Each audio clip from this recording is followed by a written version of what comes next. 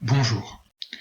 Si la Terre est la planète bleue, c'est d'abord parce que c'est une planète océan, qui dispose d'eau salée en grande quantité.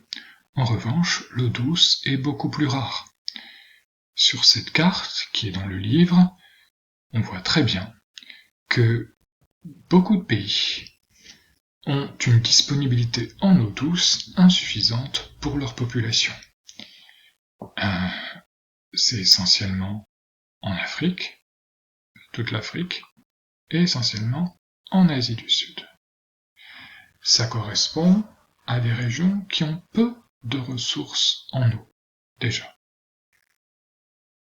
Si elles ont peu de ressources en eau, c'est d'abord parce qu'il y a des précipitations inégales sur la planète, sous forme de pluie, de grêle ou de neige. Ces précipitations, elles sont surtout présentes dans les climats humides et tempérés, c'est le cas en Europe,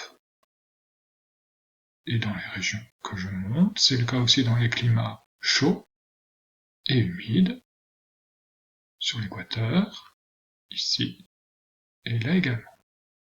En revanche, il y a des climats chauds et secs, ici pour le plus grand désert du monde, le Sahara, qui va jusqu'en Arabie, ou pour d'autres espaces désertiques. En Australie également, au Namibe, en Afrique du Sud, également en Argentine, ou on l'a vu aussi en Californie. Néanmoins, si on prend l'Afrique, avec l'Égypte qui se trouve ici, il y a d'autres ressources en eau.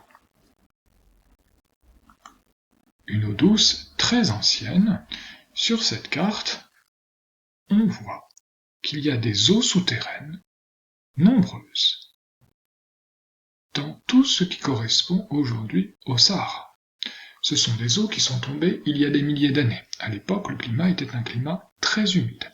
Cette eau est restée, elle est donc très ancienne, on parle d'une eau fossile, et elle est utilisée aujourd'hui par forage. On l'utilise en Égypte ici, mais aussi en Libye. Cette eau n'est donc pas renouvelable, puisqu'il ne pleut quasiment pas chaque année. Donc ce sont des nappes que l'on utilise, et qui ne se renouvellent jamais. L'eau est ainsi utilisée pour cultiver le désert. Ici on voit une agriculture en Libye. La Libye, c'est un pays riche qui a beaucoup de pétrole, et qui a très longtemps, c'est moins vrai aujourd'hui puisque le pays est en guerre civile désormais, depuis 2011, mais c'est un pays qui a utilisé cette eau fossile pour cultiver le désert. On voit en fait ce sont des champs circulaires, là c'est le bras qui sert à arroser, c'est pour ça que ça fait des formes rondes.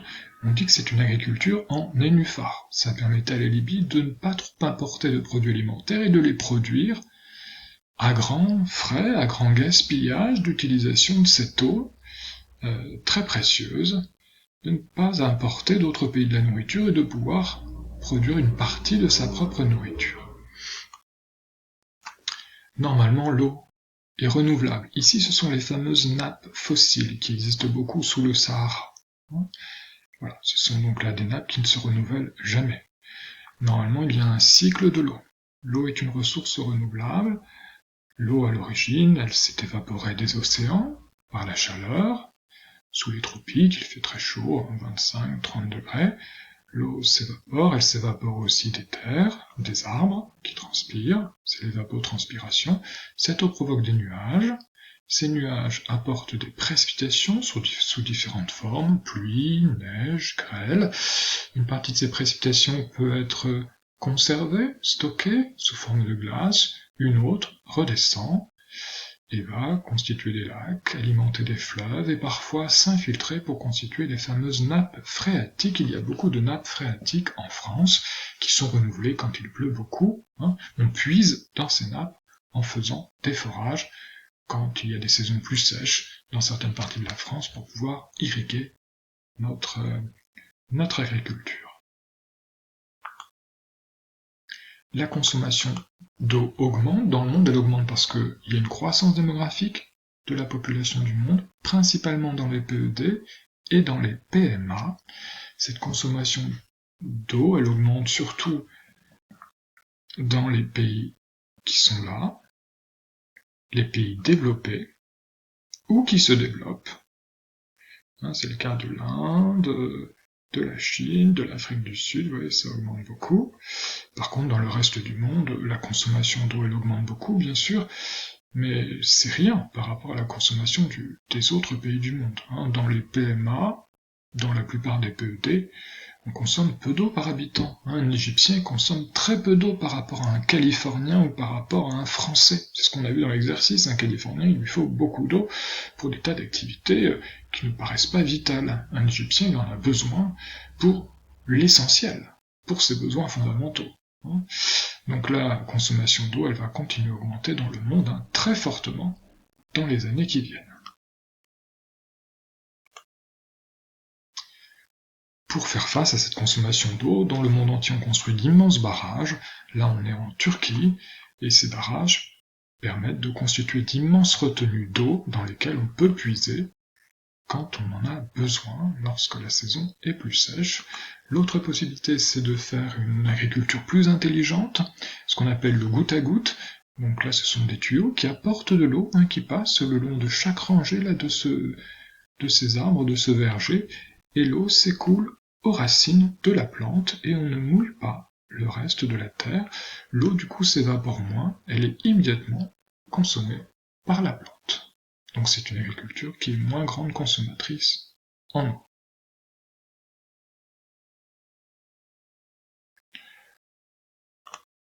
Enfin, peut-être je vais terminer en parlant de ce que l'on pourrait faire pour améliorer la disponibilité en eau douce.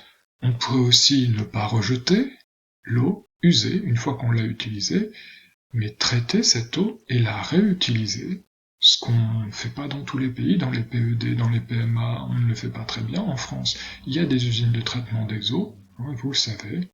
Voilà. Ça permettrait justement de moins gaspiller cette eau et de la recycler dans le cadre d'un développement plus durable.